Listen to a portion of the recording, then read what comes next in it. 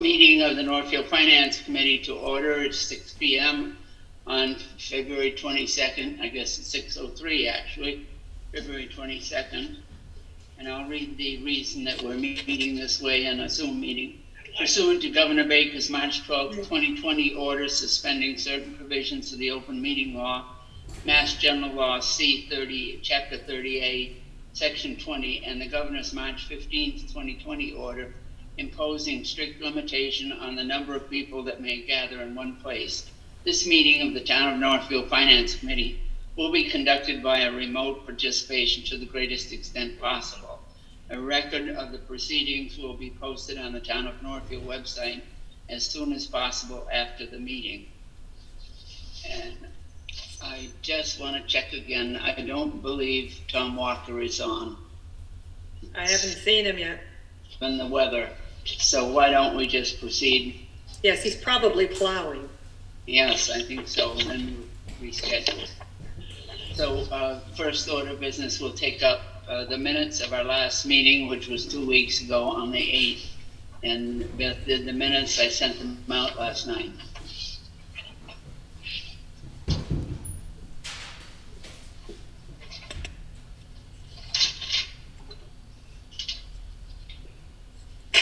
Anybody have a motion? I move we approve the minutes from February 8th. Is there a second? I'll second it. Oh, sorry, Sue. That's all right. Who's going to do it? Sue? We'll let Sue do it. Okay. Motion is made by Jack, seconded by Sue, that we accept the minutes of February 8th. Is there any discussion? All in favor? Aye. Opposed? Aye. Dan Campbell abstains. Okay.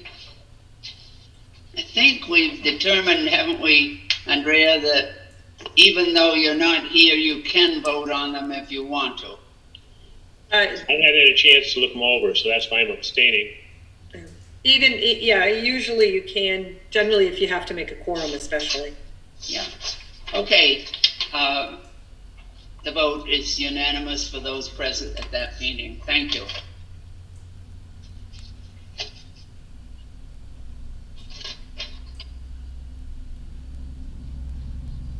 As to, why don't we skip, and do you want to do your budget, Dan?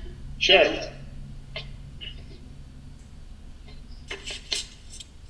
Hold on a minute while everybody's got the town clerk budget.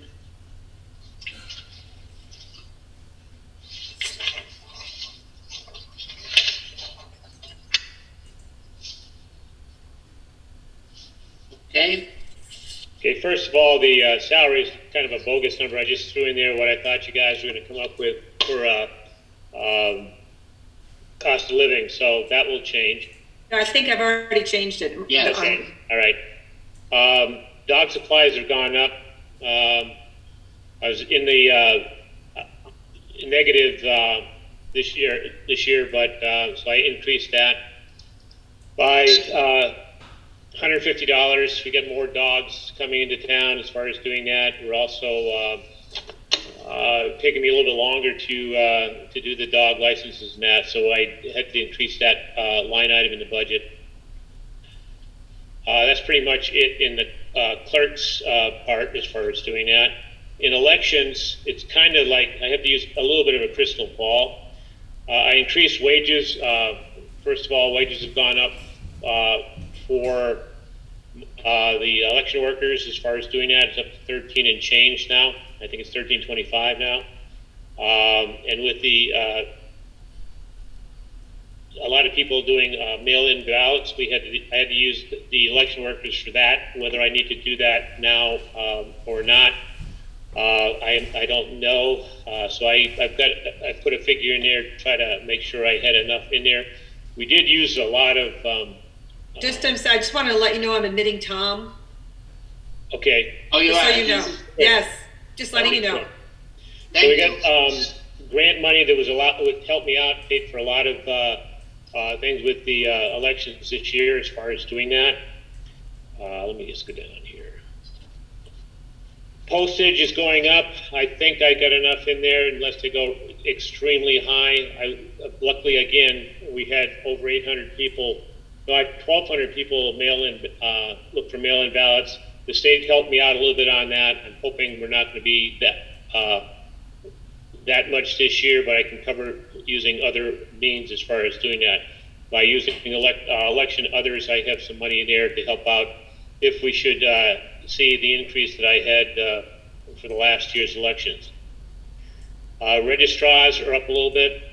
I went up $50 on the registrars. We got a little bit more things going on in that. Oh, one other thing, the other purchase, going back to election, other purchases.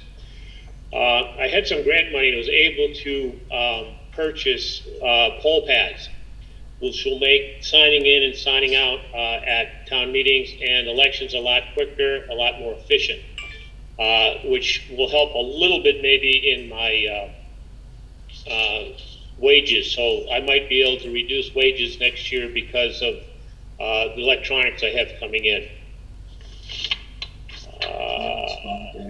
That covers just about everything. I'm not sure. Constables I picked up this year as far as doing that. I increased their budget a little bit. I think it went to $3,000. We went to $2,983 last year. I was in the hole a little bit, so I'm overseeing the constable's budget as far as elections go. Okay, Any questions? sounds good. Anybody have any questions of Dan? I got one other thing that I've discussed with Andrea as far as doing that. One of the things that I noticed, this year's been kind of a strange year, and also I was out for a couple of weeks, and when I came back, very noticeable that, a lot of things do not get done if I'm not around. So I may be looking in the future to bring on some type of an assistant on a very part-time basis.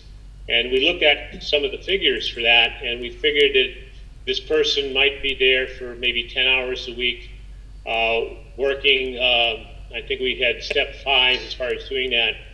And the cost for that budget, for that person would be somewhere around $9,200 based on hourly rates that we came up with. I'm just floating this idea out there. I'm also thinking that someday I might end up retiring here. And if I had a part-time person or somebody that is extremely interested in becoming a full-time town clerk, that I could, in essence, train that person. That person could, if I was to leave before my term was up, that person could take over my term, be appointed at that particular point in time, and then either run, or if the town decided they want to make the town clerk position an appointed position, we'd be already ahead of the game for that. So I am, thinking ahead because we didn't have Zoom on as far as where I might be two years from now or so. Okay, you're not putting in for it this year, in other words, it's something to think No, about. I just want, what I want to feel out is if this, two things. Is the town clerk going to be an elected position forever, or are they rethinking that and going to go to an appointed position? If it's going to go to an appointed position, then we could morph in or change the way I would oversee if I was going to, for the next 3 years. We got this 3 years that I'm running. I'm going to run again this year. Hopefully, if I am successful, I will have 3 years where I can help train or come up with an alternative for the town clerk. The job has changed considerably even since I've been here as far as doing that. The regulations that we went through the pandemic changed daily as far as doing that. Luckily, I had some very good people that worked with me that were my election workers that did help, but there was a lot of stuff that they couldn't do that would require somebody with a little bit more expertise to help out. And that got me to thinking that it may be time to either rethink or to maybe look at an assistant town clerk with a minimal amount of hours that would actually be an assistant town clerk, which means access to the state computer as well as the town computer. So they could basically do my job when I wasn't there, and, be trained a lot more than just like just a regular assistant. This would be a town clerk. This would be assistant town clerk. Yeah. Okay, just so people know, Sandra took care of postings while he was out for that. She did, and she is my assistant town clerk, but with very limited access. She Sure. posts the meetings, and if she can swear people in. Okay, anybody have any questions of Dan? So we'll move on to Tom. Trying to unmute Tom. Hold on a second. Yeah, okay. Thanks, Dan. Okay. I don't know why it won't. You hear me now? Can you hear He me? has to unmute Yes, himself. yes, we can hear you. Okay, we can hear you now. Hi, Tom. Hi. How are the roads tonight? Well, they're slippery right now. But Okay. we're waiting for it to, they're plowing. We're just waiting to do all the side streets till it's all over with. It's supposed to be done in about an hour. Okay. Why don't we go through your budget? Before I do that, though, I want to talk about the current year here. We've got the balances as of January 31st, and I noticed that there's one account here that's way over. The highway, bridges, and rails, there was $225,000 appropriated and already spent $265,000 for something. So it's already over 40,000 in the hole. What's happening? That, I don't have all those, I'm at my house because the computer doesn't work at work. That's, according to the figures, it's not over. This was with the new stuff that happened last year because stuff was transferred in and they were taking Chapter 90 money last year, so I'd have to go back and look. They were taking that out of highway, bridges, and rails during the year, which put it into a real big deficit. You're breaking up a little bit. I don't know what's causing it. Is anybody else having trouble hearing him? A little bit. Yeah, Yeah, he is breaking up. Is it any better? I can hear him. That was okay now. Yeah, let's get going. All right, yeah, last year what happened is they were taking the Chapter 90 out of the line item for highway, bridges, and rails, whereas years ago they had separate accounts they pulled it from. And that could very well be what's happening now is some of the Chapter 90 money has been removed out of there. I haven't seen that in the budget sheet. Andrea, can you hear that all right? Tell me what it's... He said he thinks that it might be a miscommunication with Chapter 90 money being pulled out of that department line. I hadn't heard that was an issue, but I will check it. Okay. All right, thanks, Tom. That's possible then. Okay. Anybody else? Any comment on that? Okay. All right. Let's go to the budget then. As you know, Tom, we go through where you put in for increases and what the justification is. So on your budget sheet. Yeah, on mine, in the trees, I didn't change anything, it's still 10,000.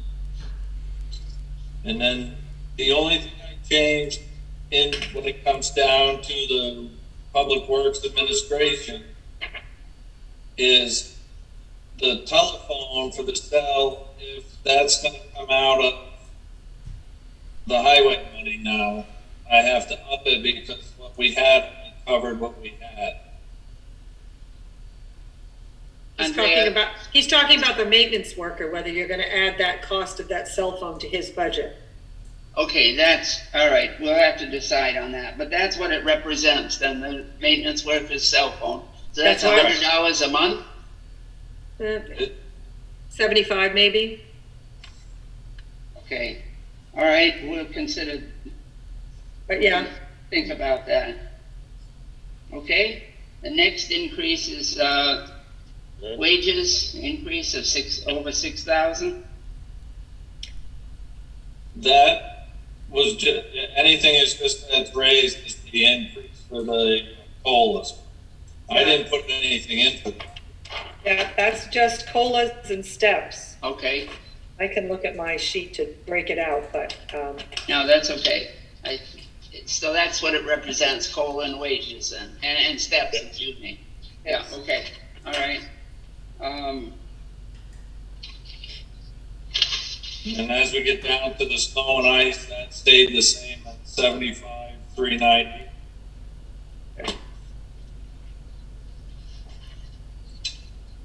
And then the street lights were added last year, so that's a 16. That's just added Yeah, for okay. paperwork for us. We haven't made any changes in the number of street lights in the last few years, I don't think. Okay, anybody else on the finance committee have any questions about the budget? Before we talk about capital items?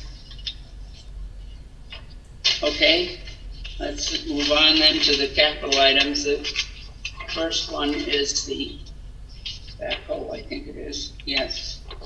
Andrea, I wish when you do the form next year, let's put what the item is near the top.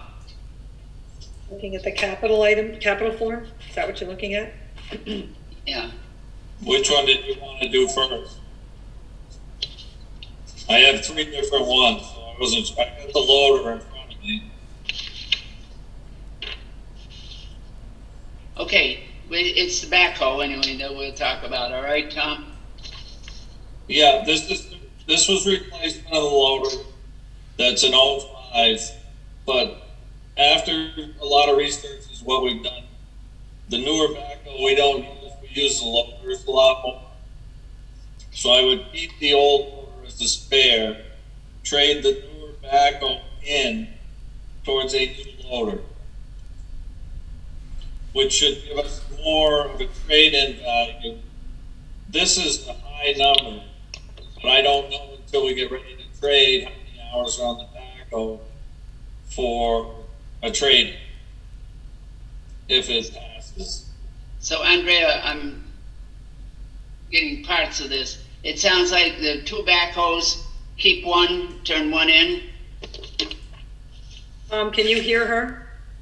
Yes, I can hear it. I have a bucket loader right now in the back, Bucket loader and a backhoe. and we're gonna trade the backhoe in. Trade the backhoe in Loader. for a second bucket loader. So the one that says, $2,000, 1120, okay, 200,000, machine is 16 years old and needs to be reliable for winter maintenance, summer storms and projects. That's the backhoe that he wants to sell to get a second loader. All right, let me make a note of that, because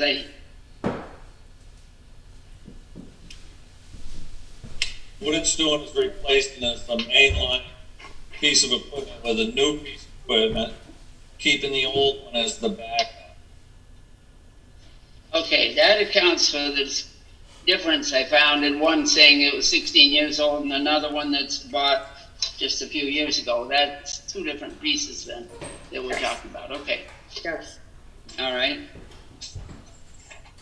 So, any questions from others about that? All right, the other piece you're looking for is a truck, I believe. Yeah, it's called a hook truck, which does multi-functions for what we're doing. Basically, I'd like to trade in the 07 that needs a lot of repairs. The 12 dump truck, we're having a lot of mechanical problems with. I put a lot of money into it this year just to keep it going. There's a lot of electrical issues, there's transmission issues. So I would get rid of both these pieces of equipment and replace them with a hook truck. And what a hook truck is it has multiple functions. You can pull different bodies on, like a spray body in a half an hour's time, or a dump body. They will still plow snow, it's gonna do everything. But basically, we're replacing 2 pieces of equipment with 1. Did you get that, Lois? Yeah, well, He wants to get rid of general idea anyway, replacing two vehicles with one larger one. Which has Okay. more option, more functionality for him because he can change the body out on the back of the truck. Okay. The question I have on that, that means one less truck to plow with. Is that Correct. gonna, Well, right? actually, the 07 is just a backup truck that we have if we actually needed it. We basically, all we do with the 07 is spray the roads in the wintertime, and we pre-treat with that, and we spray dust control in the summer with it. It hasn't plowed snow for a couple of years because we haven't had any broke down equipment where we needed to use it. It could be utilized if needed be. Okay, I guess, is everybody else getting it broken up like I am? A little bit. Yeah, Little bit also, yeah. Yeah, a little bit, but I can still understand it pretty well. okay. So it's talking about another truck that could do some plowing if needed then, right? Instead of Yes. being down one because of this. Okay. The size of this one is not going to be a detriment on some of the roads that we have, or you'd use it in certain places and so forth? No, we have one now that's the same size. It's a 35,000 GBW. No, It's a single axle dump truck. Single axle dump truck, 35,000 gross weight vehicle, Okay, gross vehicle weight. okay. Any questions from others on that? The question I have, Andrea, on both of these, when we're talking about the amount of money, Tom's put down a trade-in value. What could be the trade-in value on both of these pieces of equipment here we're talking about? When we talk about if we put on an article, are we going to ask for the full amount or less the trade-in amount? I assume that what you're putting in there, Tom, like when you say project amount, that's the 270 is the full amount, and then the trade-in value would come off of that. Correct. Yeah, it's very difficult to put in less than the full amount, because if you don't get the full trade-in, you can't buy the truck. Right, So, if he thinks he can get about 40 and the project amount is 270, you could try to take 20 off, but I would not take 40 off because he can only No, estimate. it's He too can only close. estimate. How can Tom know exactly until Yeah. it actually happens? yeah. So what happens is you end up with that extra money that just gets closed out at the end of the year and it goes back in for Okay, the following year. right. Okay, no further questions. We're down to the request for Old Wendell Road improvements. Now, is this out over what I call the ledges, Tom? Well, I would put this towards engineering, towards the whole thing. Down to the foot of the hill, they've actually sold the building lot now, beyond where we maintain for snow removal or anything right now. There's 4 other lots at this point that are for sale, which puts us just about at that ledge where you're talking about. So he's mostly for engineering and some improvements, but it wouldn't improve the whole road. What they do you have- connect the two? This wouldn't do all that work. It just isn't enough money Okay, this time. But you have sold 1 lot and there's 4 more for sale. yeah, So, okay. A few years back, Tom, isn't that where somebody was gonna put a modular one in out there and they couldn't change their mind? Yes. Okay, Yeah. all right. I know what you're talking about. Now, Andrea, you feel as though this has got to be a town appropriation and no other source of funds on this? I mean, there's no other kinds of funding. I mean, you can't get any kinds of assistance on. I mean, any number of this can be Chapter 90, but Tom can certainly speak to you on his Chapter 90 projects. I know that he has a few of those. So, putting it into these types of, and you can only put it into certain types of things. You can't Yes. spend Chapter 90 on every type of vehicle. Like you can't buy plow equipment with Chapter 90 and things like that. Right. But everything that you put into Chapter 90, you take off the table for road work. something else, right? And But this is road work, yeah, that's what I said. right. But I mean, you have to look at, when the numbers come in, we'll know what you have, what you're facing. I mean, you have obviously stabilization funds, you'll have some free cash funds, and then you'll have the tax levy, and you've put some things under the tax levy that you can adjust next year. Your tax levy has gone down 2 years in a row. I mean, your tax rate has gone down 2 years in a row, not your levy so much. So it's not like your taxation is overly burdensome per se, but it's a factor of all of those. When we get, hopefully by your next meeting, I'll have all your revenues together. Okay. And then you'll have met with most of your departments, and it'll be a good time for you. And I'll have that budget, the large budget spreadsheet that I usually send you. I'm entering these budgets now into the, so that you'll be able to compare. So you'll be able to look at the revenues and the comparisons over last year, and you'll have some sense Right, okay, of what funding mechanism you actually want to use. yeah. Now, for the rest of you, some of you Jack, you probably remember this story on Old Wendell Road then, right? Over the Oh, years. yeah, it's a headache waiting to happen. Yes, unfortunately. Tom mentioned the lots being sold and so forth, and people buy them with the idea that they're gonna put a building up there. And the access is not good, right, from either end up there. That's what we're talking about, Tom, right? Yes. Okay, not going all the way through yet, but partway. All right, anybody else have any concerns for Tommy and questions about his budget or capital items? I have one other, I spoke to Andrea 2 weeks ago, and it's not in here. We developed a problem with the heat over the garage. The wood stove has run quite a few leaks. We've repaired it. We had the welder come over and he's repaired it to temporarily finish this heating season. I've been trying to get different avenues and costs with this COVID. I got a hold of a couple people today.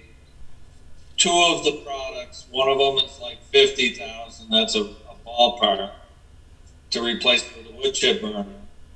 The other one is to replace it with an outdoor wood furnace similar to what we have. That was around 25,000. And I'm looking into what it would cost to put propane heat in the whole garage. And they haven't got back to me on that estimate. So I'm going to try within the next week to work with Andrea to get these figures together to present them to you guys.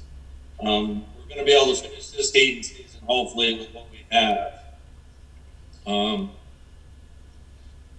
Yeah, what they discovered is that the main heating source that Tom uses, and step in any time to correct me, Tom, because I can hear you fine, is that it's a wood boiler. He uses a wood boiler, and the boiler is there's holes. It's essentially done. The boiler itself is, they're limping along, they're repairing, they're doing what they need to do, but it's not going to be reliable. So he's looking into what the options are for a new heating system in the garage, replacing exactly with a wood boiler as he has now, looking into what it would cost to go to propane. But some things will allow him to use the existing heating mechanism that he has. Others would need to be re-plumbed or whatever the term is.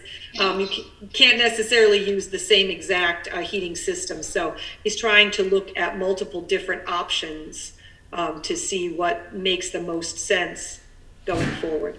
We also have to take into account that the green communities people are not happy with the use of the wood system. That's considered not a green system. So, even though that was burning the wood, like. It's local. You don't have to truck it in, but it's considered not green what it puts in the atmosphere. They actually prefer propane, even though you have to truck it in. Which, I would have thought they wouldn't like because it has to be fracked in Pennsylvania, but whatever. But the point is, so he's looking at multiple different heating options, but we will have to come back with something probably that is not here yet, because he only found out about it in the last week or so, that when he started having problems with the heat and he started looking into it, that it's to the chain, the heating systems, the boiler itself is just not going to be usable another year. We're gonna have to do something. Okay, so you're talking about, Tom getting this information to us by the time we're making our decisions for this year then, this coming year then? Yes, Okay, all I'm right. hoping to have it to you in another week. yeah, in another week or two, we should have some options for you. He's looking at all the different possible options, and we'll have several for him, maybe he'll come back on and talk to you about what he's Sure. discovered Sure. for that Okay. particular. It's gonna be a capital art request that we just didn't anticipate until this past week or so. How old is that system now? It isn't that too many years, is it? It's 10 years old. The 10. stove, the system we put in is 10 years. We've been burning it for 9. We installed it 10 years ago. 10 years. Yeah, okay. All They have a right, lot of problems. It's one thing you don't know that I've talked to a lot of people.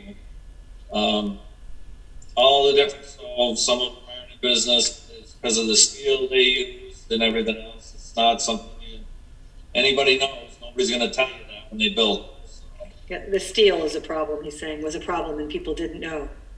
okay, So Yeah. it's this, all right.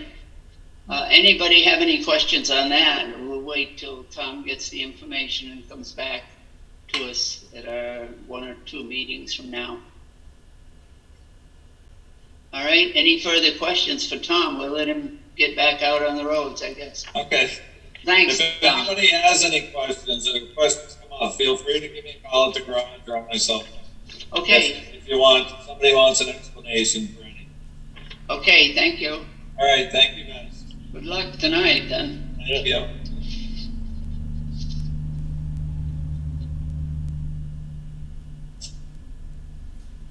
all right, I'm just texting Alex. Originally, they were planning for 7 o'clock, but I wanted to let him know that they could appear essentially anytime That's right, exactly. or that Tom is done. So I'll see. All right. It says dine, but it's done. Love that autocorrect. I don't, Concom didn't, or isn't coming on tonight? no, I didn't get him yet, Okay. so he won't be on. I have not received anything from the ZBA after 3 requests, so at the next meeting, I will have a level funded budget with whatever for you. I told them at the last request, if I don't hear anything, it's going in level funded. I saw that you sent us something and then I looked, no Yeah. figures out there. No, I haven't heard anything from them, Okay, so. that's, Who happens, have you been sending it to? I'm sorry. Who have you been requesting? I've sent it to both Jennifer and Vivian. Vivian, I got a hold of her today because I had told her they had some stuff in their mailbox, but her phone is dead for one, as far as doing that. So I had to text her, not text her, but email her different things. So I don't know if that has anything to do with it, but I don't know. They got it. She's gotten several emails, so, and it started in December. So, I mean, Jennifer did actually finally email me and said, oh, I'll get back to you tomorrow, but that was a week ago, and I haven't heard from her again. So after, they've been emailed 3 times, both Well, of I'm them. going to be talking to Vivian tomorrow on something else, and I'll bring it up. Yeah, just tell her we haven't received anything, and therefore it's gonna go in. I mean, Happens maybe they're every year. fine. Maybe they're fine with level fund and whatever, so. it happens every year. I used to have to follow up, finally, she is still the chair, I assume. Jennifer, yeah. Yeah, I finally contacted her at the law firm last year. We got it. No, she responded to my email a couple Oh, weeks okay. back and said, oh, yes, I had a lot of emails in my email box. I will get back to you. And then I never heard from her again, so. Okay, I can reach out to her one more time before your next meeting and see what I can do. okay, But if they even just confirm that they just want a level fund, they could at least do it. Okay, I got someone they coming should, in. they should, I got someone coming in on an iPhone. I don't know which one of them it is. okay.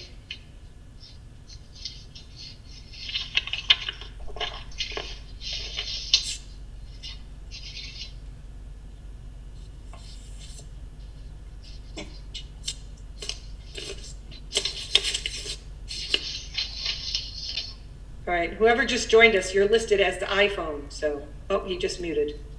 Oh, he's back. Oh, this is Isaac. Oh, hi, Isaac. You're just listed as iPhone, so I just want to let you know that we didn't know. We didn't see who you were. You're just iPhone. Hey, Alex should be, he said just a moment, and when he texted me back, so he should be here any minute. Okay, all right, I'm waiting for him to show up on my screen. yeah.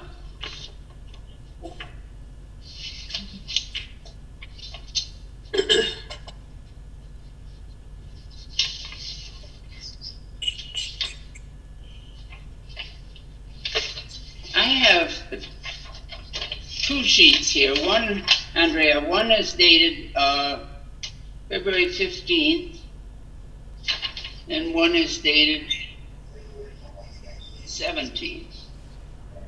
Is that what the rest? 217? 217. February 17th. That's the most recent one. Oh, the other one is the 16th, excuse me. So use the 17th one, right? Should be 217. Yes. February 17th, last week, after the committee met. Okay, I don't see, okay, I'll just let him know we have. all right. And just so the rest of you know, I checked with Andrea today. We do not have a capital plan at this point. Yeah, we need to, Isaac and I need to work on that. Oh, here's Alex. It's a little hard because we're kind of waiting for DEP to come in with their demands. Okay. So, they were supposed to be in December, but Okay. I mean, no news is good news on our end, so you don't really want a capital plan, trust me. I believe they're working on something is what I thought I heard about. I'm sure that they are.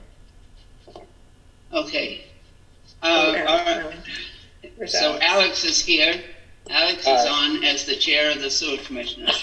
And you have, the operator on tonight too? Our superintendent of the plant, Okay, the superintendent. And his name is? Isaac Golden. Thank you. All right, now, this is the first year for Alex Alex was on last year. For Isaac on the budget, am I right? I think so. Yes. Okay.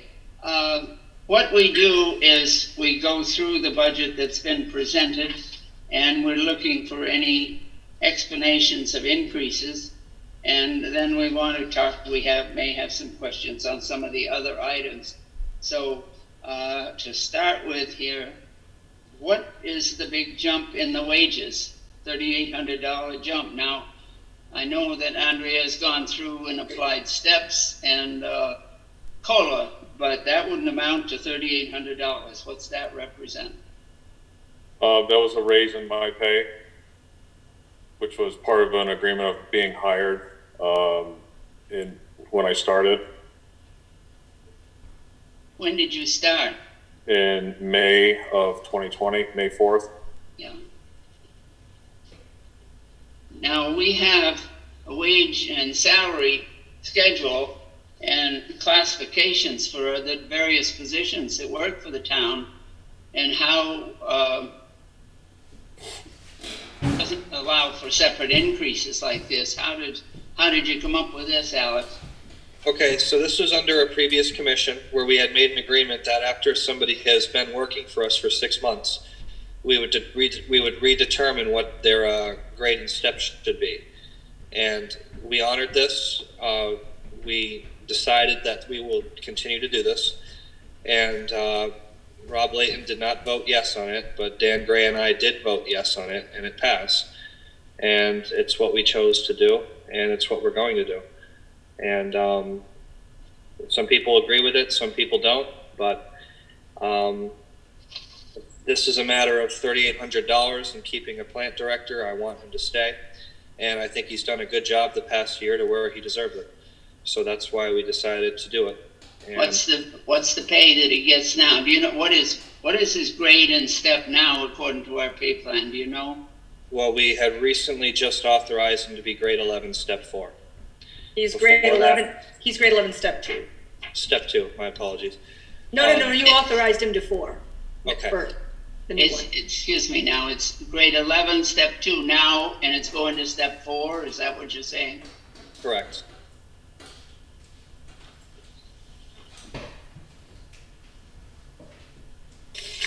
And we also have a wage and classification committee that if somebody feels the department feels the job isn't properly classified, then the request for an increase goes before that classification committee for a determination. I haven't heard that that's been done. The way that's written, Lois, is that if you want to change the classification of the job, in other words, if you're going to move the grade, but this is a step increase. Yeah. So they've just moved up 2 steps then for this. That's the board chose to do. It's a $2 raise. It's a $2 an hour raise, and a year, yeah, that does come out to about $3,800. I'm under the understanding that the sewer commission has the right to do that since we are our own entity and we operate our own budget. Although we are part of the town, so I know there's going to be an argument of interpretation on it, and that's the point that Rob brought up during the meeting. And I'm not even saying it's a bad point, but we were a different board last year. We had different people on it, and I'm not going to put Isaac in a position or myself in a position where we're not going to honor things that were previously passed by other sewer commissioners. So it's only fair that we honor what we said that we would do. And you have one change in the sewer commissioners, right? Yeah. One off, okay. Do you know when they passed that policy? Oh, it was probably a year. I wouldn't say it's a policy. It was just a motion that we made. And it was probably a year ago in May, is my guess. Okay. I don't have the minutes with me on it, but... It was a vote they took when they hired him, which was April, I believe. Just about, yeah. And when you talk about a different board, it would be just before the last election then? Correct. Okay, all right. I don't know, my concern is if boards and those that have employees start doing this, it could start, with other departments saying, okay, we can just go ahead and vote a raise for our people and ignore the personnel policy or the wage and classification. So that's something we'd have to think about stuff. Okay, now as you know, we do not make any decision when we discuss our budget with the department, like tonight, discussing it. We listen and then we have to consider how much money the town has available, and of course yours is the enterprise fund and so forth. That's another thing on the enterprise fund though. I noticed down at the bottom, there's $32,000 transferred to the general fund. What does that represent? I noticed it's been done for the past 2 years. Now you're looking for it again. Now that's outside of your enterprise fund. What does that represent? No, it's paid for their enterprise. It's paid out of their enterprise fund. Yes, I realize. That's because we are billed for Isaac's insurance. We are billed for their vehicle insurance. We are billed for their building insurance. Any time that I spend, any time that any of the other boards and committees spend. So that's indirect costs that the town is paying. His retirement, because you'll notice he doesn't have a separate line item for all that.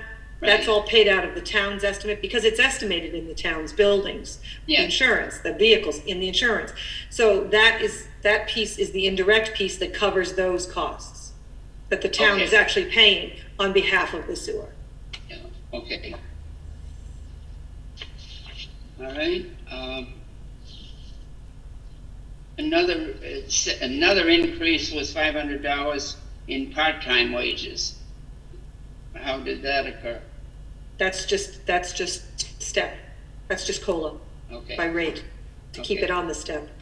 Is it the same part-time person that you've had? There's no person. We don't have anybody. This is the problem with the plant. We don't have anybody. Nobody wants to work. It's a terrible, terrible business to be in right now. let me know if you find anybody who wants to work at the plant. We can't find anybody. We keep posting jobs. We have no luck. We're going to try again.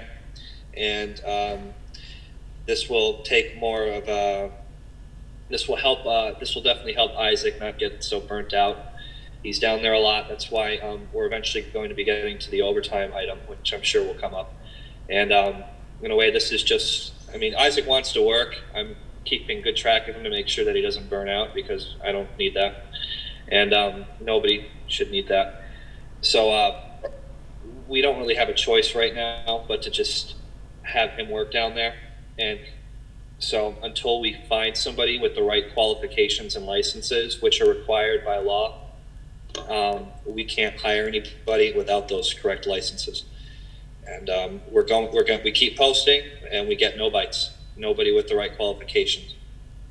There was a person that lived in town that did part-time work there for years. That apparently that person doesn't work anymore. If you're speaking about Everett, he is technically still an employee of the sewer plant, but when we were in a position when we didn't have Isaac, we were pretty much running that plant on part-time workers. And once again, you have a burnout and a stress issue when you have to put your signatures down in a plant that is already understaffed. So he's taking a break. If I need him to work, if we were in a bind, Everett's that person that I could call up and say, hey, we need help. And he would be there. And I know he would be. But I'm just looking at it from the perspective right now that we don't have anybody, so I don't have to bother him. Because he already has a full-time job. Yeah, yes. So Andrea, you said the increase is due to a step? No, I have to keep it on step, so it always has to move along at the same rate as the COLA. So I have to give it the same increase to keep it on the chart, whether there's someone in the position or not. Oh yeah, the COLA, but as far as the step is concerned. No, it's not a step, it's a COLA. Just the COLA. Right, I'm not putting a step in it. Well, I'm just keeping whatever the step is that it's stepped for on COLA, on the step, keeping it on the step so it doesn't fall behind. I see, okay. So I have to give it the COLA. All right, now the overtime, Alex, as you mentioned. Yes. That's $10,000, and I noticed some of the amounts in the past were, quite a lot. So you said you were going to explain that. Yeah, so we are taking $10,000 from another line item. We're taking it from the sewer department wages. And since we don't have anybody down there right now, during our meeting where we were discussing how to level fund the budget more, we looked at all of our line items of what we could take it from. And given the fact of Isaac, his working down there and not really having anybody else down there, we decided to take 10,000, which is giving us a limit of how much overtime can be spent. So in a way, it's kind of like we need to make sure that we're able to get somebody down there, another worker at some point, because we really don't know. We're hoping that we don't have to use all the 10,000. It's too soon to tell. Did John tell you about the W2 printed? Somebody asked something. Who's that? Who was it that Said spoke? something. Dan? Isaac? Is that you? It wasn't me. Okay. John, something about the W-2 that was printed. Who's that? I don't know. So, Mystery. anyways, that's where we took it from. I was going to say, it doesn't show, you went up on wages, and so I'm having trouble seeing where you say you reduced something to put it into the overtime. So we had $25,000 for the sewer department wages, and for 22 we're requesting 15,000, and 10,000 of that is pretty much which is coming from that will be going to overtime, and that is where we're creating our requested overtime line.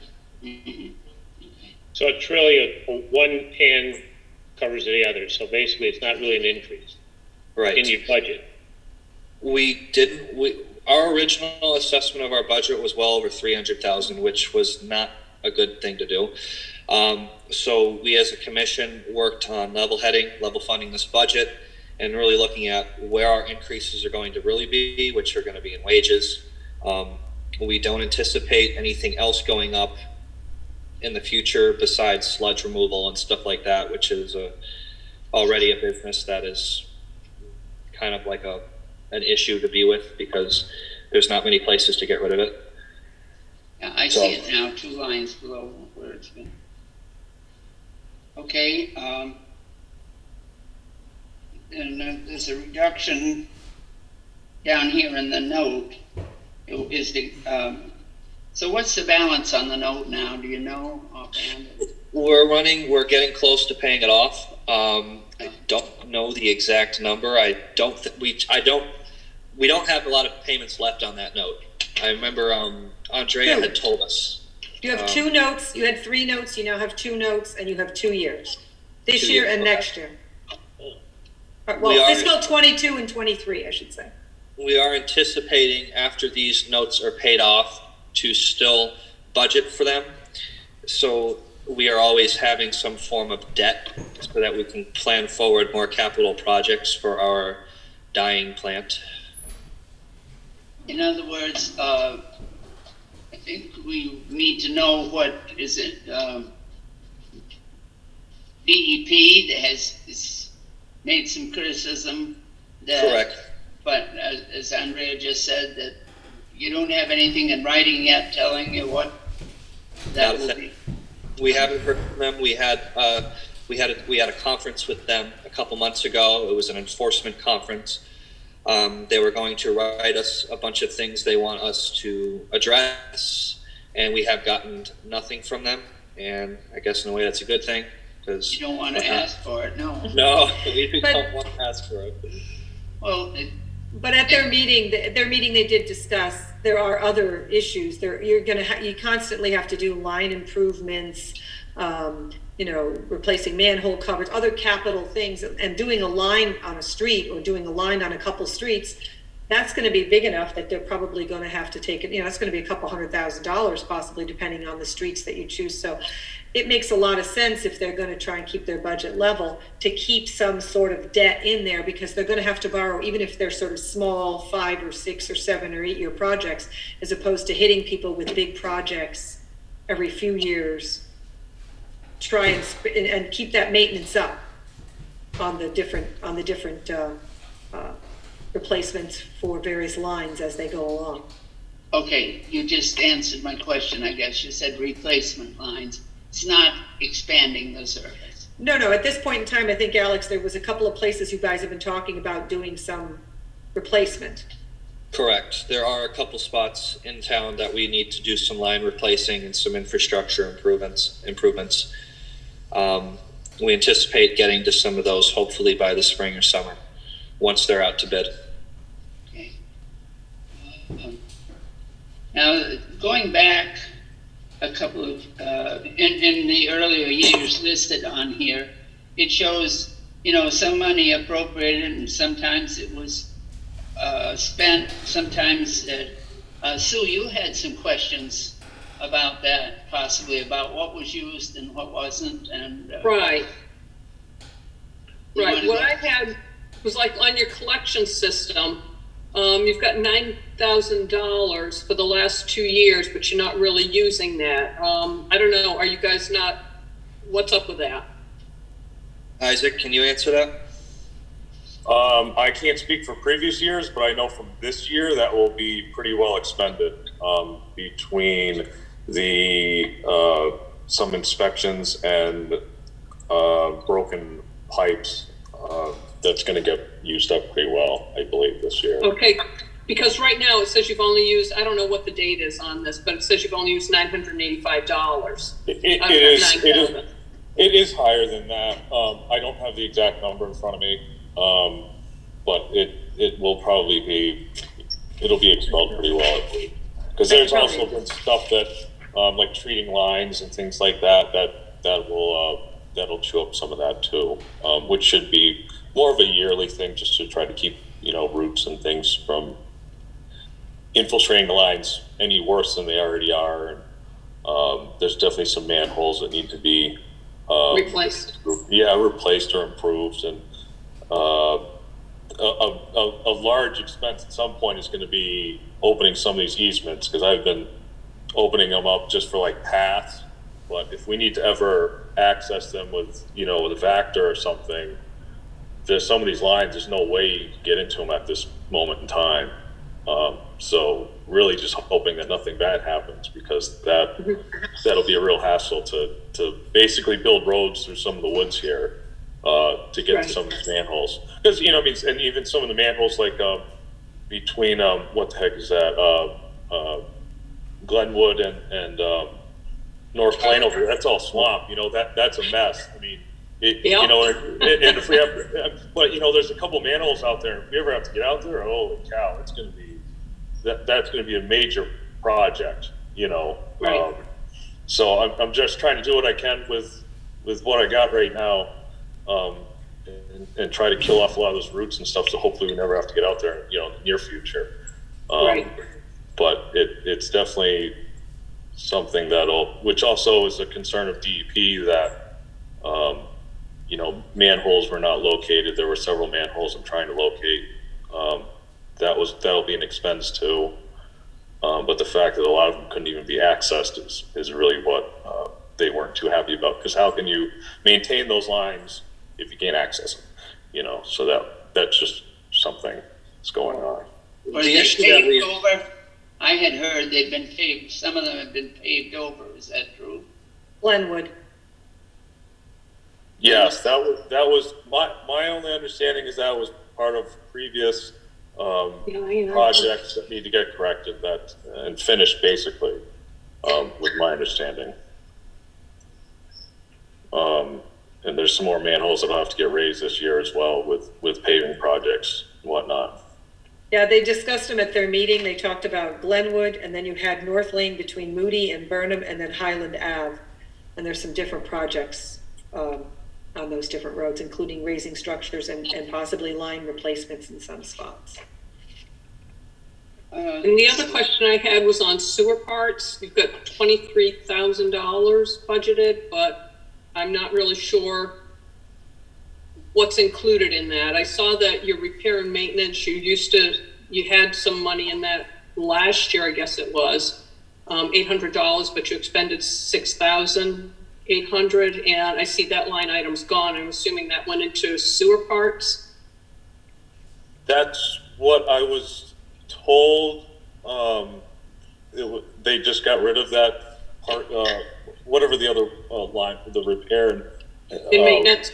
Yes, that line was removed, and it was just turned into a parts line. I'm not sure how much has been expended in that, but I believe it's about, I thought it was around 10,000 so far. Okay. That. This is showing almost 3,400 spent. Yeah. I'm not sure how recent the sheet is that. December, because that's when that would have gone out to them. Okay. Probably, when I sent it out. But I don't have the latest one. I have the one before in front of me, and you're 4,500 maybe there, but there's been another one since. Yeah, So I try to keep gone it rolling. I try to keep a rolling tally at the plant too, just so I'm not trying to go over and all that. Just because I can get the numbers faster since I'm sending all the bills in. But there's definitely some parts, things that, there's not a whole lot of spare anything down at the sewer plant, which, as far as going forward in the future, having some like pieces of spare pipe or fittings and things wouldn't be a bad thing to have at the plant, like when we have some of these issues going forward. But that's just an operation and maintenance thing, I suppose. Right. Well, I agree with you 100%, but like I said, I'm seeing this money. You've got $23,000, and last year not a lot of it was expended, and then this year it looks like not a whole lot. If the plant is in that much need and you've got it budgeted in there, my thought is, you might want to stock up on some things. There was also concern when I started of how many payments were coming in, I think. that they were going to come in short of, I think, almost $70,000, I believe, because a lot of the sewer bills hadn't been paid. So I was told try to take it easy as long as I, to go as far as I could without spending a whole lot of money, and I've been trying to, not do more than I absolutely had to. But there's definitely, things that the sewer plant needs, or I feel that it needs. Right. But, we'll be within budget. Okay, so thanks. Yep. Anybody else have any questions or comments or discussion items here? I'm good. Is there anything, go ahead, Dan. No, I'm good. Okay. Anything that either of the two of you want to ask us about at this time? We're trying hard to keep this budget from going up. I think we've done pretty good this year and not having huge increases. The only thing that is concerning and is that we're having a few people in town who refuse to pay their sewer bill, and this will eventually end up in litigation, and lawyers will get involved. And I think it's not something we have to worry about at this time, but I think it's going to happen eventually. And I think it's important for the finance committee to know this. I don't really have anything else to say about it at this time. There's been a huge debate in town as to who owns what sewer lines, and things that were done by selectmen and commissioners 30 and 40 years ago that we're trying to clean the mess up on. And it comes down to the fact that there are lines in town that apparently the sewer plant doesn't own, and they are owned by a certain family that lives on Parker Avenue. And the issue with that is that we think, regardless of who owns them, if you are putting wear and usage and labor towards the sewer plant for water waste and stuff, that you should be paying. And this was determined when we went over to a new billing classification system. And at this point, they've received the bills, but they haven't paid them, and now there is going to be a lien on their property. The other thing is that we believe it's also that it is their burden of proof that they have to produce the documents stating that they do not have to pay a sewer bill, but they haven't been able to find that, and we don't have any record of it in our town hall at all. So this is the issue we're having with them, and like I said, I think it's eventually going to end up in some type of a litigation matter. But I just wanted you guys to know that it's probably going to happen eventually. Okay. That's a large one, I believe. Yeah. Do you think do you have many others that are not paying their bill? We have one other person who, not having anything to do with the ownership of the lines. It has to do with what they feel their building should be assessed as a business and stuff like that. We issued this person a refund, but he still doesn't think it's enough. So he's going to call his lawyer and sue the town and all this stuff. I mean, Yeah. I really... Just for informational purposes to people here, over the years, and Sue was a sewer commissioner at one time, so she knows. How do you do it now? It was by units at one time. What is the method now for the house? So if you're asking me, we don't use per 100 cubic feet anymore. We do a new method. It's called the EDU classification method. I wish I had the sheet in front of me, but we pretty much assign a unit number to what somebody's place is. So if it's it's an apartment, it's going to be charged a certain amount. If it's even down to like a dorm room or a campus building or something, that's going to be charged based on what their unit of measurement is, what their building is classified as. Like I said, apartments in town are one thing, single family homes, multifamily homes, and it's all classified out. And we've had backlash from it because it puts more of a burden on businesses. and apartment owners and stuff like that, they are going to get a higher bill.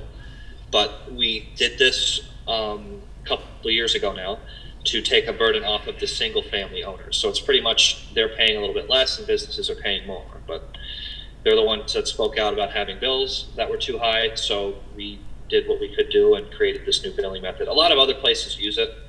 It's not perfect, but I think it's the best we got for now. How about the connection to water usage now? Anything on that? I don't really know how to answer that.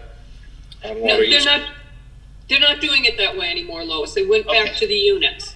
That's, okay, that's what I thought he was saying. Okay, thank you. Yeah. Okay, anybody have any questions or comments?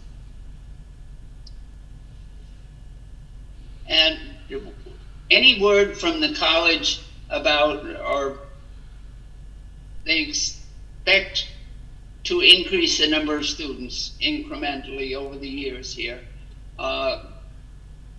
Do you have any concerns about that as far as the sewer plant? Maybe it will help reduce the costs for the others? We had, well, this is another, I guess in a way, argument that we had with the vice president of the college, vice president of finance or something. I don't know who he is. I have the email. But he's another person who didn't agree with the way we were classifying some of the buildings on campus. And when those buildings start getting used again, they're going to have to start paying a lot more. We anticipate a higher flow when there are hundreds, if so, assuming hundreds and hundreds of students on the campus. I think Isaac can probably speak to it a little bit more since he is more onto the plant operations, but I believe we have the ability to handle it. But the point of them paying more is so that we can eventually plan for other upgrades so that we know we have no problem handling it. Isaac, any comment on it? Thank you. I believe that the capacity is there. I don't see why the plant shouldn't handle it, but you know, there are some substantial maintenance projects that are going to need to be addressed in the future. You know, at the plant and in the system. So as far as capacity wise, it probably would not be a bad thing if, you know, we could get more money from college for if they had more people there. But I think we're well within limits, I think, at this time. Yeah.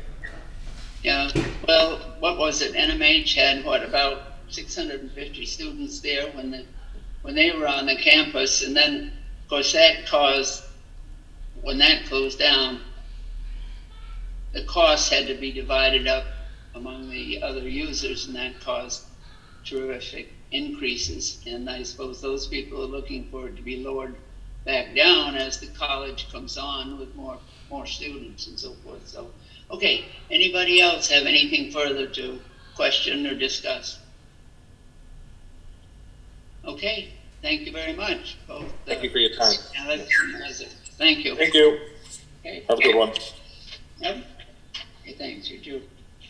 Okay, I think that's it for any budget discussions tonight. And Andrea has said that by next week, next meeting, we'll meet next week. I hope so. The back and forth is done. Everything is in. We've been assured that DOR has everything now. So I'm hopeful that we're just waiting there for numbers now. Hopefully they'll certify everything from EMS to sewer to free cash. It could come any day, or it's hard to say, but you know, we did have some things and they had some questions and we had to, you know, change some things and fix it. You know, they wanted some other note, but they've told us we're good, like we're in. So the button's been pushed and everything's in, and now we just wait for them to certify. So that's free cash we're talking about. It'll be free cash. It'll be the sewer enterprise and the EMS enterprise. Yeah. They do it all at once. So we should get that when they choose to release it. I don't think there's any reason that it should be held up for a lengthy period of time. They were responding to us fairly well, so I assume that they're working on it. Okay. We don't have, the state aid is still only with the governor's numbers. Yeah. They haven't released House 1 yet, which I assume will be soon. Usually it shows up in February, but everything's so messed up with COVID. Yeah. I do know that there has been some discussion about some of the things that the governor is doing. He's put in funding for the new Educational Reform Act, which has kind of gotten lost when COVID hit, so we're not exactly sure what that's going to mean to school budgets. But we obviously have sort of seen our school budget, and it's not a pretty picture for Northfield, what was voted. And I'm sure you'll speak to that, Lois. So, that's where we sit. As soon as we get House 1, we get a better, clearer understanding, as will the school, but on that. So. Okay, thanks. I haven't seen anything. When did tech school say their school committee meeting was? It usually doesn't get changed anyway, so I don't anticipate any change in that. But Pioneer, if you read the paper, Pioneer's meeting a week ago, it was on a Thursday night anyway, there's this controversy over the 6th grade students moving. It has manifested itself now in the budget because those that on the school committee that were opposed to the move decided to vote down the budget. So the Pioneer budget did not pass recently. So I'm waiting to see. I checked today. I don't see anything that they're going to have to schedule a special school committee. First probably a budget subcommittee. Although there was the suggestion that they let the budget subcommittee submit the budget, and that didn't fly, of course. So it was a pretty substantial increase for Northfield. 200,000 maybe. Yeah, close to, yeah. Yeah, so we've got to watch that one carefully and see. So I don't see anything of another scheduled meeting, but they'll have to. I wouldn't be surprised to see them schedule it sometime soon, very soon, I would think, to see what's going on. But of course they've got deadlines to meet too, as far as notifying the towns and state, that sort of thing. So, okay. I have, well, let's see. Oh, the library. I sent it out. I had it here somewhere. Deb Kern sent a change, a reduction actually, in her budget. And did everybody get that? And Andrea, did you get it? You got it. So you're going to put that figure in. Mm-hmm. Okay. Yeah. Okay.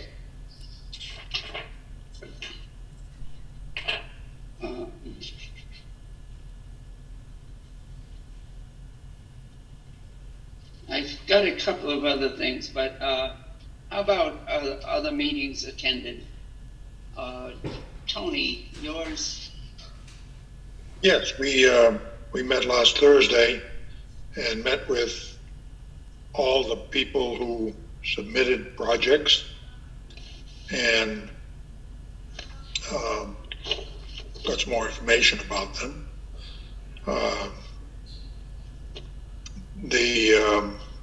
Just quickly to go over them, one of them was for a pavilion similar to the one that is behind the town hall near the senior center. Yeah. A very similar one to that. Another one was for improvements to a trail that will cross actually private land up the Snows and the golf course, which seemed like a good idea on that. Third one was a shed for the senior center. They had a meeting and were talking, I guess they were supposed to go to the select board and because the shed would have to be on town property and et cetera. And they wanted some help. They have some money in the gift fund and they wanted some help from the Community Preservation Committee to fund that. The site that they talked about was as you drive in on the right of the town hall, the building would be to the right of the shed, would be to the right of the Boy Scout house. So that's, they gave us So you that mean information. south of the Boy Scout house? South of the Boy Scout, yes. There apparently is enough room there. And they're talking about a 10 by 30 shed to house, well, basically get a lot of the stuff that is currently housed in and around the senior center, and which is not used all the time, to have a space for that. Apparently, they have been getting donations of handicap things, various and sundry things, wheelchairs, etc., which are take up a lot of space, and they were talking about that. We are meeting again Thursday night to make decisions on those things. The fourth one was the request from the Unitarian Church for some money for the unanticipated expenses they incurred during the renovation of that of a steeple. But those renovation or those unexpected costs were to the rafters, I guess you'd call them, that hold up the town clock. Not the town clock itself, but they're the thing that sits in. They discovered that when they took some flashing out to replace that. And the question I asked of them was, well, when did they know about this, and what did they know, and when did they know it? Apparently the contractor told them they would need some additional work that wouldn't be covered by what the insurance was paying for. Turned out to be a lot more than they thought it was going to be. Now we're running into a problem with that because the Community Preservation Act states that once something has been actually put out to bid, has started and is actually completed, or not even actually completed, that the Community Preservation Act would not provide funds for that if it's a town asset. Now, as I understand that the clock is a town asset. Yes. What about the beams, timbers, etc., that hold the town clock there? So that's a whole different thing. We're trying to figure out what to do with that. And in the process of that, when the work was being done on the steeple, they shut the clock down, which made sense. But when they tried to start it back up, it isn't working, which got us to a question of who pays for that? If it's a town clock, is maintenance and repair it's not the church's responsibility if it's the town clock. So we got another thing there. To get the clock working, there's going to have to be some work done on it. And the question I had was, well, if it's a town clock, shouldn't the town be paying for the repairs on it? Not necessarily things around it, but to get the clock working itself. I didn't have an answer for that. Okay. I don't know what that is, but yes, the town has been paying money for electricity for it, but as far as I know, the town hasn't done anything about maintenance and repair of the clock itself. Clock is a very old clock.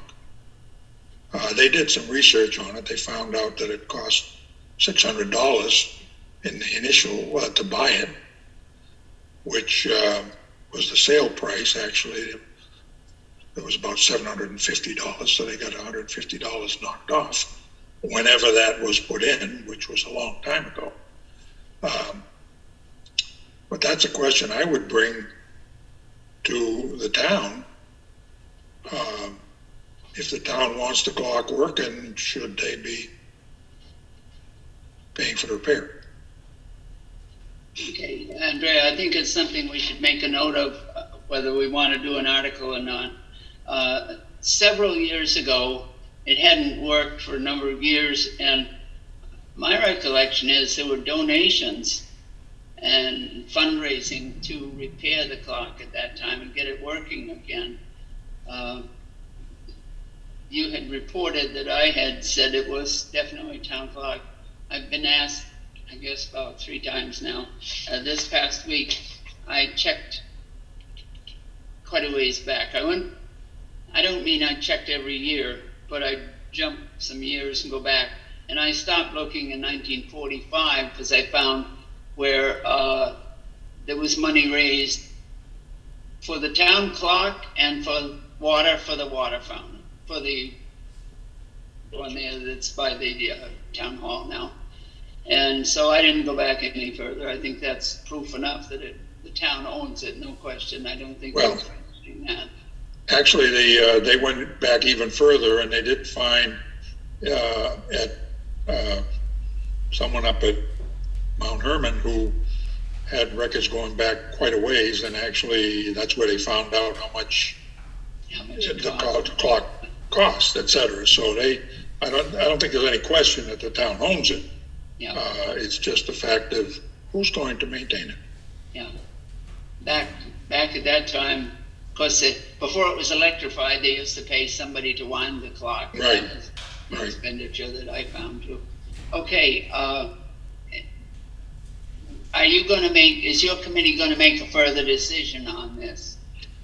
Yeah, we're going to meet with Thursday and make a decision on all 4 of these. Okay. My personal opinion, based on the Community Preservation Act and what I've learned so far, is I would not vote to fund, personally, I would not vote to fund the extra monies. It's a considerable amount. Not funded out of CPA money. Not funded out of CPA. The church is responsible for that, but I don't think they basically did their due diligence in finding out about it, finding out how much it's going to cost. I don't know. Apparently the contractor and the insurance company were in contact, but I don't know. And there is a specific part of the Community Preservation Act which says that we can't pay for work that, work that's already been done. Yes, okay. All So right. we're trying to figure that out Okay. with the help of Boston. And basically they have said, they've come back to us and said it's kind of up to us Yeah. what we want to do about it. But if you fund something that's already been completed, are you opening up a Pandora's box for something that's, somebody, well, you gave this money to here, somebody's already done it. Okay. So we gotta deal with that. Next week, then we can see about it. Lois, can I ask a question? And if not appropriate, just tell me to stop. I'm still on the Zoom. Okay. Sorry. Okay, go ahead. Somebody had some. Beth? Yeah, go ahead. It was me. Tony, I had a question. There was the project that the CPA funded for the steeple work. When that piece of equipment was parked there for several months, it damaged the sidewalk. So who pays for that? Good question. I would think that that would be the contractor, but I just didn't know what the status was on that. I just noticed that the sidewalk, I mean, Jack, Right, you know, did you worked mention very that- hard on that sidewalk, so. Yeah. I hate to. they did mention that that sidewalk needs some work also. But that lift was there. I guess they had a problem. Why it took so long is they had a problem with the lift. That it was inoperable for an extended period of time. Oh. Yeah. So that's why it was there so long, and I don't know if that contributed to this sidewalk or anything else, but Okay. I would guess that. I just didn't want it would that be to a get contractor lost. myself, and the insurance the contractor has.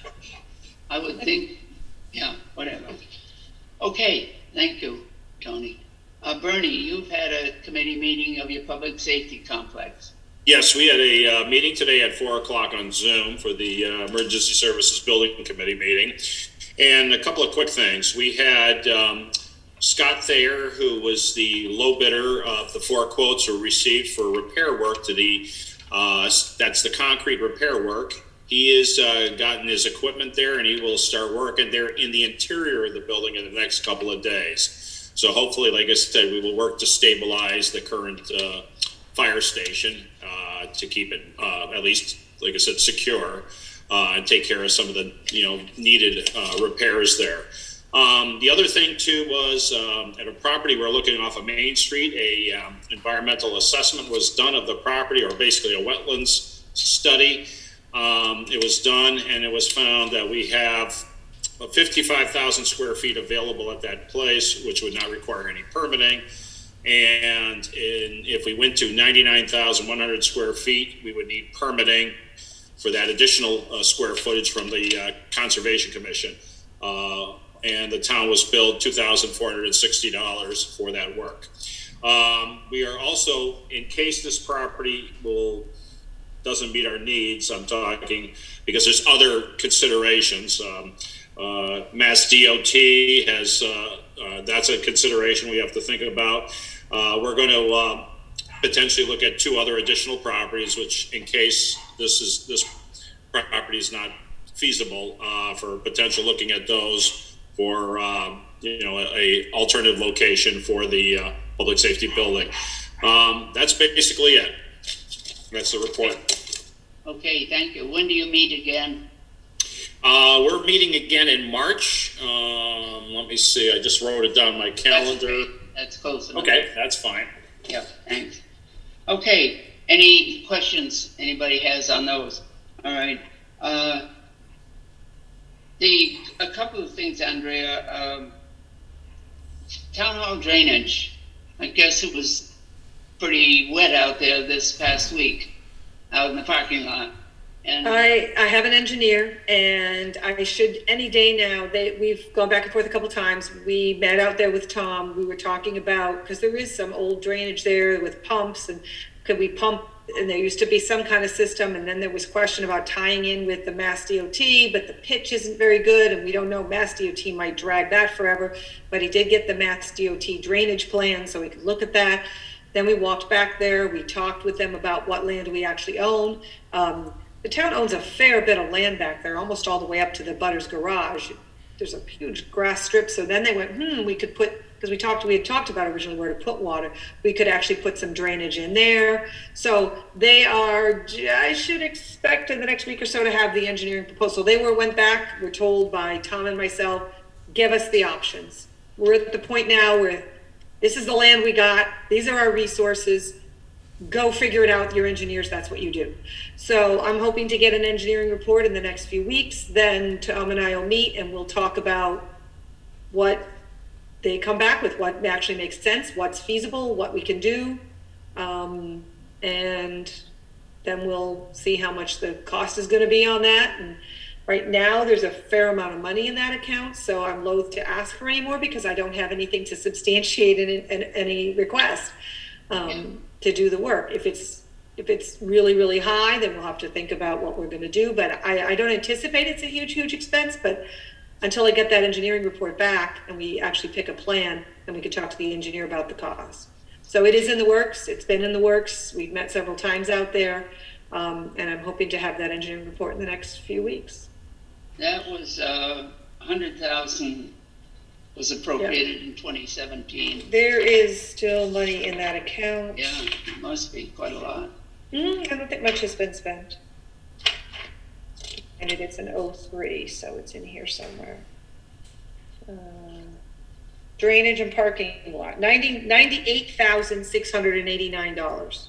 Hasn't been much spent then. Now, a little bit on engineering, a little bit of consulting here and there, a few things, but no, it's just under 99,000. Okay, Still there. thank you. Jack, you have any comments or concerns on that? No. No. Let's just get it done, huh? Well, we're hoping. Going to the moon. Mars, we've made it to Mars. We should be able to get our parking lot. And we're gonna get there. We're gonna get there. I'm hoping to see some options from the engineer. Yeah. If I could add one more thing. On the pavilion at the elementary school, apparently because of the size, et cetera, they are looking for basically a licensed contractor to oversee the work. Apparently there is something, I don't know exactly what it is, but it does require a licensed contractor to oversee the work. They've been looking to hopefully find somebody who would do it pro bono, maybe somebody who has some connection to the school or to the town.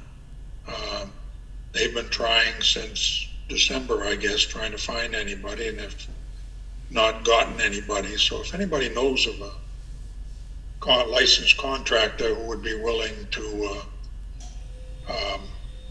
donate some time to oversee this, I'm sure they would be very happy there. That's the thing that's holding this up for the school, right? For the PTO who was asking for this. Okay. Have they tried the tech school? I guess it has to be a licensed contractor. It's not so much be putting it up. Isn't the teacher, this is a prefab kind of thing? I don't know if it's a prefab. They're still going back and forth between a couple different options, but whichever one apparently needs a licensed contractor to oversee the work. Wouldn't, if the tech school is doing it, aren't they contractors licensed, the teachers that do this? They build houses. I don't know. They did a lot of work. I think they're investigating that, working with the tech school. Okay. But as far as I know about the tech school, there's like a list. There's a waiting list kind of thing. Which could be years before that comes to fruition. But okay, thank you. The only other thing I have, Andrea, is you sent us, as was asked for, thank you, the agreement with the EMS and Irving. And the rest of you get it and reviewed it? Yes. Okay. My question is, has town council reviewed that? Town council reviewed the first one, which is almost identical. Okay, but now this one. We've changed this. We've changed the service area, and we've added about a donation, but the terms and such, we haven't changed anything in the language, not to speak of. Okay. but the business plan, there's a business plan specifically for Irving that's incorporated in this one, I believe. Right, that would have to have been drawn up by the director, the EMS director.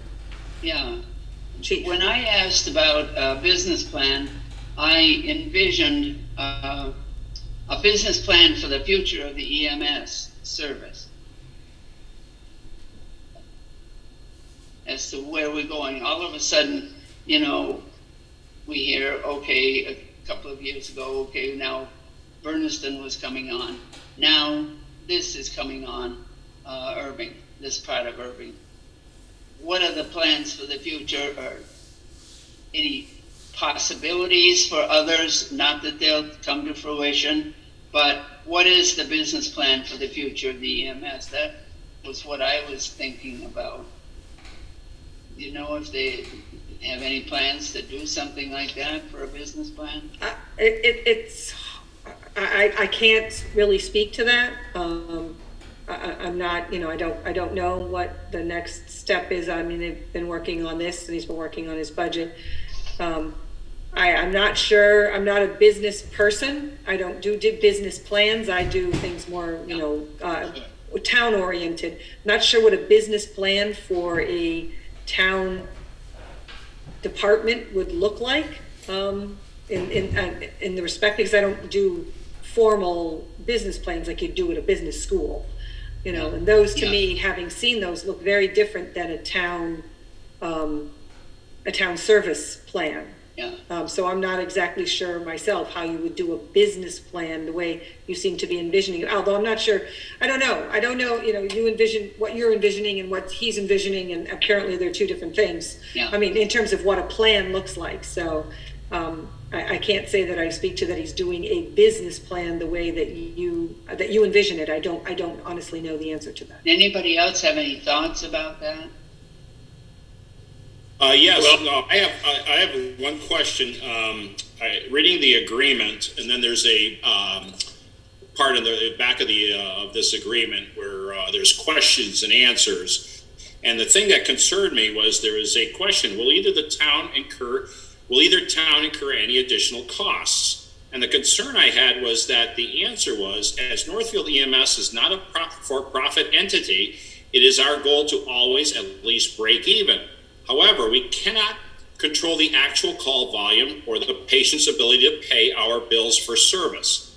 As an enterprise fund format, we are tasked to pay our own way, but there may be situations in the future that, based on our inability to generate sufficient revenue, the communities we service may be required to offset any balances due. Now that kind of makes me worry that in case, it basically saying if the enterprise fund is not, you know, basically in balance, that we're going to be, the answer was that we may be required to make up any deficits. That kind of answer caused me some concern. I think if it ever got to that point, as far as doing that, the townspeople would not support it, and the ambulance would cease to exist. I know, but that was, like I said, not an answer that we have been told in previous meetings, where I have been, you know, told about until I saw this in this agreement with for servicing West Irving. So that was just an area of concern that I want to bring up. That's all I need to say. The reason I asked about the legality, the town council reviewing this, Andrea, is that there's a reference in there to this rolling over, and it can be extended and so forth. And the outside limit here, it talks about it can go to 10 years, renewed periodically and so forth. And I don't believe selectmen can authorize anything to go that long. I think you're limited, select board is limited to the term of the last one it's on. In other words, 3 years limitation and so forth. I don't think they can go 10 years like that. Well, I mean, you can sign memorandum of agreements, I know, because I've seen them do it with senior centers for 25, 30 years. As long, there has to be an opt-out clause, there has to be a way out, which they have notice for here. But it's So it's different than a binding contract where you essentially can't get out of, or that rolls with automatically with no ability to terminate. So I've seen people say, oh, we'll do a 3-year contract, and then it automatically rolls for 3 years. Well, you can't do that unless there's an opt-out provision that has to be approved. So there's various different kinds of contracts, memorandum of agreements, memorandum of understandings. I saw sewer commissioners do 30-year agreements between each other in Buckland and Shelburne. Yeah. They were reviewed by council, but the select boards could sign those, but there has to be certain opt-out provisions so that you're not forming a contract that's essentially binding everyone for 10 years and no one can get out. And this provides for renewal periodically, and so. Right, I mean, they said, you can, I mean, they could get out in a year. Yeah, yeah. Any year you can give notice and be out. Okay. All right, does anybody else have anything for tonight? We'll meet again next week. I'm gonna try to get one more in. And of those we've talked to, are there any others besides that you want to talk to? I haven't brought in some of the departments because they were pretty much level funded. Sometimes I bring some in just because it's their only opportunity to be seen before the public and discuss anything with any town officials, if you will. I don't know if we wanted to just mention this. This is not set in stone, but I'm going to bring it up at the selectmen's meeting tomorrow. Dan and I have talked about whether or not there could be a change in annual town meeting date. Again, this is only to put people on notice because we've talked about caucus, we've talked about town meeting, we've talked about elections. Caucus, the selectmen can move caucus. They can also change, well, you can't move caucus. You can change it from a caucus to the papers. That selectmen can choose to do that, which is what Dan is proposing to do. We cannot by law move elections. Elections are set, cannot move them. You can move town meeting by a vote of the select board. So And doesn't that mean was done several years ago. So it was done last year. But the point is, well, yeah, just temporarily. But years ago, sometime along, it was that the election preceded the town meeting. This is going back years. And of course, the decision was made that lets somebody going out of office off the hook. So they had the town meeting preceding the election. So it's, we've talked about that as far as doing that, and that's a concern we have too. Yeah. That election would happen before town meeting. Yes, the election, as far as I'm concerned, will happen in May. I will be putting a thing out on our website and hopefully get in touch with the recorder tomorrow or Wednesday at the latest, basically telling everybody that all the offices that are open and that they are going to have to do it by nomination papers. And there's no, it have to be more than 20 signatures. 20 is what you need, but I'm asked for at least 20, more than 20. And those have to be back by March 23rd. I was going to do the 24th, but I still have to go through every one of them and basically get them all, make sure my registrars sign off on them too. So because we can't, done by nomination papers. right, and because we can't move election, we were kind of sitting, Dan and I, up until the very last minute. There has been some talk at the state level and their elections commissions about passing a law that would allow elections to move. The problem is we're running up against time. He's got to have the papers in so he can get the names on the ballots and everything printed up, and he's at a deadline now. So if they haven't passed anything that would allow the town, because it's a statute, you cannot move the election. So since we can't do that, he's going to have to do election. Well, that backs us up into, well, yeah, we could move town meeting. And the thought was, well, if they move the election and we move town meeting, more people would have been immunized. We'd just numbers going down. The idea is that we could move it into June. A lot of towns have moved their town meetings into June, just in the hope that there's more herd immunity. We still probably do everything outside, but we were just hoping to make situations better. The problem is without moving the election, we're moving town meeting after the election. Now you can do that, but it's just, so I just wanted, Dan and I have talked about it, we've gone round and round and round about it. Right now, at this time, I'll present it to the select board, about it. It's technically a select board decision when they hold town meeting. I don't know that they anticipate moving town meeting either. It's just, I think it's an option that everyone needs to be aware of. It needs to be laid on the table, and I think a conscious decision should be made to keep it or move it. Rather than just. Many years ago, the vote read that the annual town meeting would be the first Monday in May, and the annual election would be the first Tuesday following the first Monday. It was specifically worded that way because otherwise you still could have gotten the election before. Right. And we did ask the lawyer's opinion. I have quite a lengthy discussion. It's just not something I've tackled at this time about actually changing your positions to all begin on July 1st. Mm-hmm. You can do it so that no matter when your election is, terms run July 1st to June 30th. Some towns do that. Buckland does that. The election is in May, but you don't finish till June 30th, which means that generally speaking, you can move town meeting until June 30th, and no person starts until July 1. And then they just have a whole list, and here's all the appointments, unless you're filling an empty appointment during the year. Everybody gets appointed, generally the first meeting after July 1st or the last meeting in June 30th. And that makes it really nice because you don't have to, Sandra keeps track on just pages and pages of who's up when, and they're up every month, and they're all constantly making appointments to different committees. And then if somebody left before their term was up, you've got a different schedule for them. Well, they just would appoint them to June 30th. Yeah. And then they start July 1. So it made tracking a lot easier, but it turns out to do that depends on what kind of committee it is, whether they're by law, by town meeting, but we have to pull that apart, sort it all out. Some would require special legislation, some the select board could vote. So we just haven't pulled that apart yet to see if it's something we want to do, but it's a very attractive option, ultimately.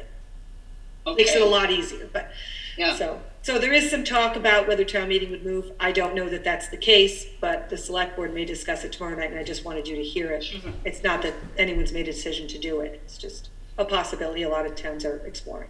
Yeah, okay, thank you.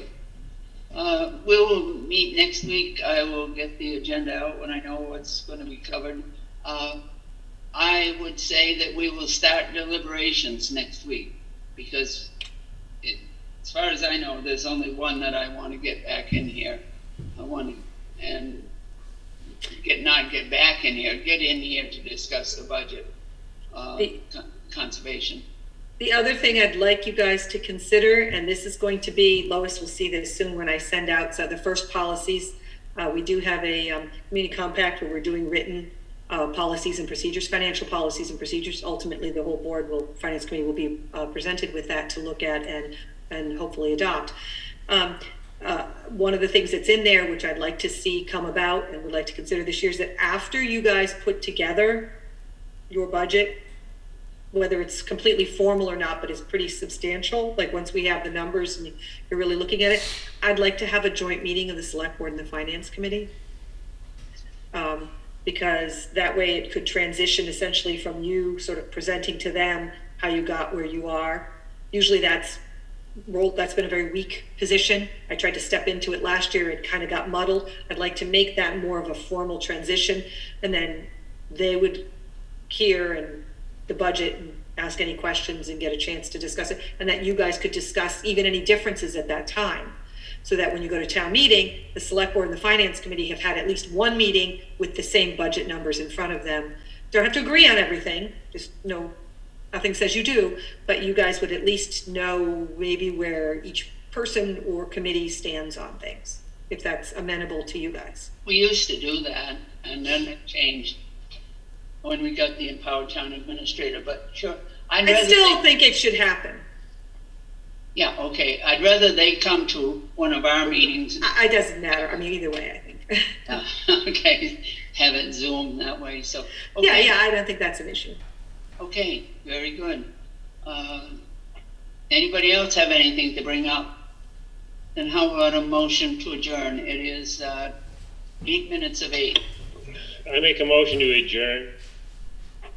Is there a second? Jack seconds. Okay, motion made and seconded that we adjourn. We are adjourned. Thank you.